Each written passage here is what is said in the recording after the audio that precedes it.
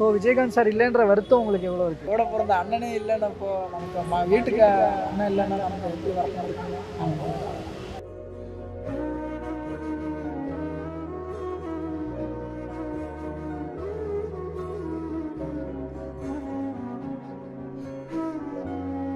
என்னையா காசு காசு காசு பணம் அடப்புவாங்கயா நீங்களும் உங்க காசு என்னையா கோடி கோடியா சேர்த்து வச்சு எங்கயா கொண்டு போக போறீங்க? செத்தா கூட அருணா கூட அத்து விட்டுட்டு தான் உள்ளத்தி கொண்டு போய் போதைக்கிறான்.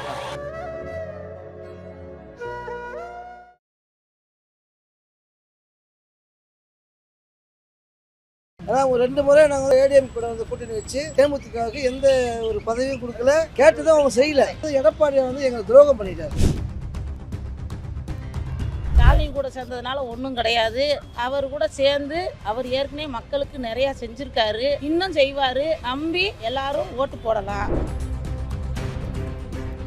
கட்சிக்காரங்க மக்கள் எல்லாரும் இதை ஏத்துக்கிறாங்க அப்படின்னு நினைக்கிறீங்களா? ஏத்துக்குருவாங்க, ஏத்துத்தான் ஆகணும்.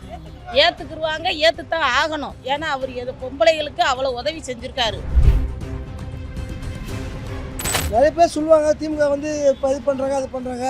இது வரைக்கும் நம்மளுக்கு வந்து நல்லதான் பண்ணிட்டு இருக்காங்க. ஒரு சிலர்லாம் இருக்கும், அதெல்லாம் எல்லா கட்சியிலும் நடக்கிறது தான். அந்நியார் போடுறது வந்து ஒரு மாற்று கருத்து கிடையாது. ஜெயிக்க தர வாய்ப்பு இருக்கு. கேப்டன் அவர்களை உங்களுக்கு எவ்வளோ பிடிக்கும்? பிடிக்கும். இருந்தாலும் எங்க தலைவர் ஸ்டாலின் தான் எங்களுக்கு ரொம்ப முக்கியம்.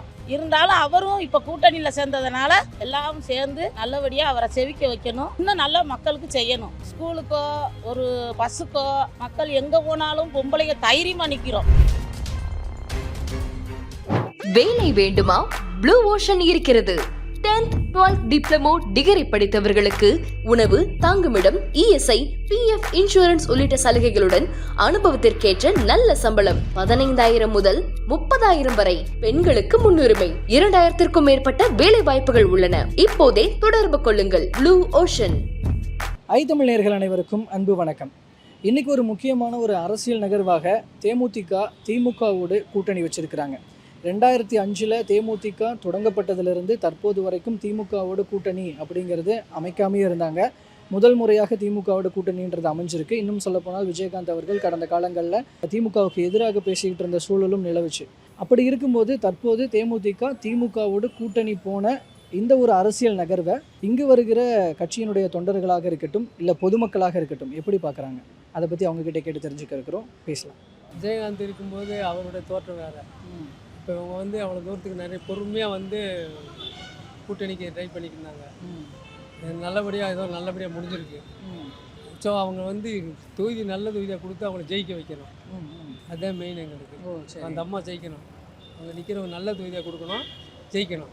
திமுக காரங்க கொடுப்பாங்கன்னு நம்புகிறோம். அவ்வளோ இல்லை, ஏன்னா விஜயகாந்த் சார் இருந்த வரைக்கும் திமுகவுக்கு எதிராக பேசிட்டு இருந்தாங்க. ஆமாம், இப்போ திமுக கூடயே போய் சேர்ந்துருக்கிறாங்களே அப்படின்னு ஒரு பார்வை பார்க்க மாட்டாங்களா? பார்க்குறாங்கன்னு இல்லை, ஆனால் இந்த கட்சிக்கு வந்தவங்களும் இருக்காங்க, போனவங்களும் இருக்காங்க. ஸோ அவங்க வந்து அவங்க முடிவு எப்படி இருக்குன்னு சொல்ல முடியும். அரசியல் எதுவும் நடக்கலாம், எதுவும் நடக்கலாம். ஏன்னா நேற்று இருந்தும் இன்னைக்கு இல்லை, அதனால் எது வேணாலும் நடக்கலாம். ஆனால் இப்போ திமுக கூட சேர்ந்து இருக்கிறத கட்சிக்காரங்களும் ஏற்றுக்குவாங்க, மக்கள் ஏற்றுக்குவாங்கன்னு நினைக்கிறீங்களா? அது சொல்ல முடியாது சார். எல்லா பேரும் பல தரப்பட்டவங்க இருக்காங்க, சொல்ல முடியாது. சேர்ந்துருக்காங்க, எப்பயோ வெயிட் பண்ணி இவ்வளோ தூரம் சேர்ந்துட்டாங்க. ஸோ அவங்க நல்ல முடிவாக எடுப்பாங்கன்னு நினைக்கிறேன். Okay okay. ஸோ இதுக்கப்புறம் மக்கள் சொல்கிறது. ஆமாம், மக்கள் தான். சரி, ஓகே சார். எங்க வீட்டுக்கார் கட்சியில இருக்காப்புல, பொறுப்புல இருக்காங்க. அண்ணே செல்வண்ணே பொறுப்புல இருக்காப்புல. அதனால நாங்க விருதுநகர் மாவட்டம் ஐயாவை பார்க்க வந்தோம். அப்படியே வந்து திமுக கூட இப்போ தேமுதிக கூட்டணி வச்சிருக்காங்க. ரொம்ப சந்தோஷம். சரி, ஸ்டாலின் கூட சேர்ந்ததுனால ஒன்றும் கிடையாது. அவர் கூட சேர்ந்து அவர் ஏற்கனவே மக்களுக்கு நிறைய செஞ்சிருக்காரு, இன்னும் செய்வாரு. நம்பி எல்லாரும் ஓட்டு போடலாம். என்ன கூட்டணி சேர்ந்ததுனால ரொம்ப சந்தோஷம், முழு சந்தோஷம். கட்சிக்காரங்க மக்கள் எல்லாரும் இதை ஏத்துக்கிறாங்க அப்படின்னு நினைக்கிறீங்களா? ஏத்துக்குருவாங்க, ஏத்துத்தான் ஆகணும். ஏத்துக்குருவாங்க, ஏத்துத்தான் ஆகணும். ஏன்னா அவர் பொம்பளைகளுக்கு அவ்வளவு உதவி செஞ்சிருக்காரு. இலவச பஸ்ஸு என்ன எவ்வளவோ எங்களுக்கு உதவி பண்ணியிருக்காரு. இந்த ஒரே மாசத்துல 9,000 மக்களுக்கு கொடுத்துருக்காரு. யாரும் செய்ய முடியாததை அவர் செஞ்சிருக்காரு. எல்லாம் சொல்லிட்டு செய்வாங்க.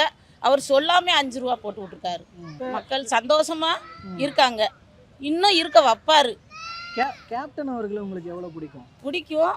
இருந்தாலும் எங்க பிடிக்கும். இருந்தாலும் எங்க தலைவர் ஸ்டாலின் தான் எங்களுக்கு ரொம்ப முக்கியம். இருந்தாலும் அவரும் இப்ப கூட்டணியில சேர்ந்ததுனால எல்லாரும் சேர்ந்து நல்லபடியாக அவரை செவிக்க வைக்கணும். இன்னும் நல்லா மக்களுக்கு செய்யணும்.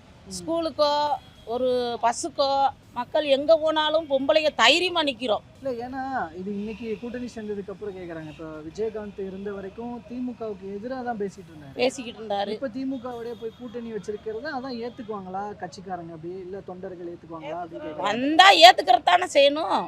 எல்லாம் சேர்ந்து நடத்துறது தானே கட்சி. சரி சரி. எதிர்ப்பு இல்லாமல் எல்லாம் சேர்ந்து நடத்தி மக்களுக்கு நல்லது செஞ்சால் போதும். செய்வார், இவர் செய்வார். ஐயா ஸ்டாலினி ஐயா செய்வார், நம்பிக்கை இருக்குது எங்களுக்கு. திருத்தங்கல் மாவட்டத்தில் நல்லவ தான் செஞ்சுக்கிட்டு இருக்காரு. விருதுநகர் மாவட்டத்தில் நாங்கள்லாம் இந்த இருக்கோம். இந்த எல்லா வசதி, பஸ் வசதி எல்லாம் நல்லா இருக்கு. இன்னும் நல்லதே செய்வார். நாங்கள் நம்புகிறோம், அவருக்கு தான் ஓட்டு போடுவோம். சரி, இது வந்து பெரிய ஒரு மகிழ்ச்சியாக நான் பார்க்குறேன். கேப்டன் நீ கேட்டது போல கேப்டன் எதிர்த்து இருந்தால் கூட பேசினா கூட இன்றைக்கி இருக்கிற அரசியல் சூழ்நிலையில் திமுகவோட போனதான் சரின்னு நான் சொல்வேன். ஏன்னா ஒரு 2 முறை நாங்கள் வந்து ஏடிஎம் கூட வந்து கூட்டணி வச்சு எந்த ப்ராப்ளமும் கிடையாது. தேமுதிகவுக்கு எந்த ஒரு பதவியும் கொடுக்கல, கேட்டதும் அவங்க செய்யலை. அதிமுக கூட சேர்ந்ததுனால எதிர்கட்சியெல்லாம் இருந்திருக்கிறீங்க. அது வேறு, அது அம்மையாரும் கேப்டன் இருக்கும்போது. இப்போ அம்மையாரும் கேப்டன் இருக்கும்போது அது ஓகே, நான் இல்லைன்னு மறுக்கலை. அது நல்லா இருக்கும் அப்போ இருக்கும்போது. இப்போது எடப்பாடியை வந்து எங்களுக்கு துரோகம் பண்ணிட்டார். எங்களுக்கு வந்து துரோகம் பண்ணிட்டாரு. இது வந்து இந்த தரான்னு சொல்லிட்டு எங்கள் எம்பி வந்து இல்லை சொல்லிட்டார். அதால் வந்து மாவட்ட செயலாளர்களும் கிளை நிர்வாகிகளும் தமிழ்நாடு ஃபுல்லாக ஆலோசனை கூட்டு எங்கள் அந்நியார் தலைமையில் நடக்கும்போது அவங்களோட கருத்து கணிப்பெல்லாம் அந்நியர்கிட்ட நம்ம இந்த கட்சியோடு போனாங்க நம்மளுக்கு வாய்ப்பு நிறைய இருக்குது அப்படின்னு அவங்க அன்னிக்கிட்ட தெரிவிச்சதுனால அந்நியார் வந்து டிஸ்கஸ் பண்ணி நம்ம இந்த கட்சியோடு போனால் நம்மளுக்கு ஒரு பலன் இருக்கும். இல்லை, அப்போ மக்களுக்கு கட்சி நிர்வாகிகளுக்கெல்லாம் இதில் சந்தோஷம் தானுங்களா? கட்சி நிர்வாகி 100% கட்சி நிர்வாகி சொல்லி தான் அண்ணி இந்த முடிவுக்கே பண்ணாங்க. கட்சி மாவட்ட செயலாளர், வட்ட செயலாளர், கிழக்கிழக்கு செயலாளர் வரைக்கும் அடிப்படை தொண்டர் வரைக்கும் கேட்டு தான் இந்த முடிவு வந்து டிக்ளேர் பண்ணாங்க அண்ணி. அதனால் வந்து நல்ல ஒரு வாய்ப்பு இருக்கும். கண்டிப்பாக ஜெயிக்கத்தானே வாய்ப்பு நிறையா இருக்குது. நிறைய பேர் சொல்லுவாங்க திமுக வந்து இப்போ இது பண்ணுறாங்க அது பண்ணுறாங்க அப்படிலாம். இது வரைக்கும் நம்மளுக்கு வந்து நல்லது தான் பண்ணிகிட்ருக்காங்க. ஒரு சிலர்லாம் இருக்கும், அதெல்லாம் எல்லா கட்சியிலும் நடக்கிறது தான். அதில் வந்து அந்நியார் பண்ணது வந்து ஒரு மாற்று கருத்து கிடையாது. ஜெயிக்க தர வாய்ப்பு இருக்குது. இது தமிழ்நாடு இப்போ அதிமுக கொடுக்காம விட்டாங்களே எம்பி சீட்டு. ஆமாம், இப்போ அதிகமான தொகுதி இதெல்லாம் வந்து திமுக கொடுத்துருவாங்கன்னு நம்புறீங்களா? அப்படிலாம் சொல்ல வரலங்க. நாங்கள் அவங்க கூட சேரணும், கூட்டணி வைக்கணும். அது அதிக தொகுதி கொடுத்தாலும் சரி, கம்மி தொகுதி கொடுத்தாலும் சரி. எங்கள் மாவட்ட செயலாளருங்க, ஒன்றிய செயலாளருங்க அவங்க அந்த நிலைப்பாடு வச்சு அந்நியார் அறிவிச்சிருக்காங்க. நல்லா தான் இருக்கும், வந்தால் நல்லா இருக்கும். இல்லை, இதுக்கு முன்னாடி திமுகவை எதிர்த்து தான் விஜயகாந்த் பேசிகிட்டு இருந்தாரு. அப்படி இருந்த கட்சி இப்போ திமுகவிட போய் சேர்ந்துருக்கே, அதனால அதாவது அந்த பிள்ளைங்களுக்கு ஒரு வழி கிடைச்சா நல்லா தானே இருக்கும். அந்த மாதிரி போயிட்டு தான் அவங்க தனியாக வர முடியும். அதனால் அது நல்லா இருக்கும் போனால். அப்படிங்களா? சரி.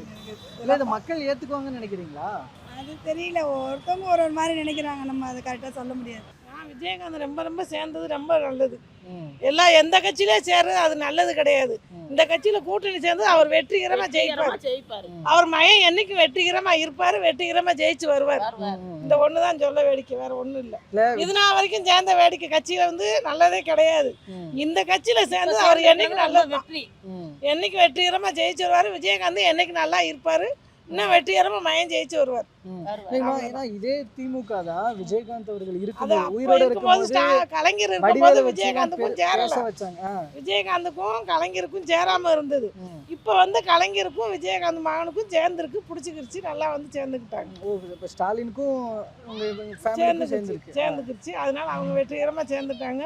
இன்னும் இதனால இதுமாரி இருந்து இன்னும் வெற்றிகரமா சேர்ந்து ஜெயிச்சு நல்லபடியா வருவாங்க. நல்லபடியா நல்லா ஸ்டாலின்கிட்ட சேர்ந்தாலும் யாரும் வெற்றிகரமா வருவாங்க, ஊரை காப்பாத்தி வருவாங்க. இந்த கட்சியில சேர்ந்தா வெற்றி கிடையாது, இந்த கட்சியில சேர்ந்தா என்னைக்கு வெற்றி உண்டு. ஓகே, ஓகே, சரி. திரும்பியும் ஐயா வருவாரு, நாங்க அவரை பாராட்டுவோம். சந்திக்கக்கூடிய வாய்ப்பு கிடைக்கும், போய் சேரும். இல்ல, அதான் இப்போ பிரேமலதா அம்மா இருக்காங்க, அவங்களுக்கு கட்சிக்காரங்களுக்குலாம் இது ஜெயிச்சிருவாங்க திமுக கூட சேர்ந்ததுனால அப்படின்னு நினைக்கிறீங்களா?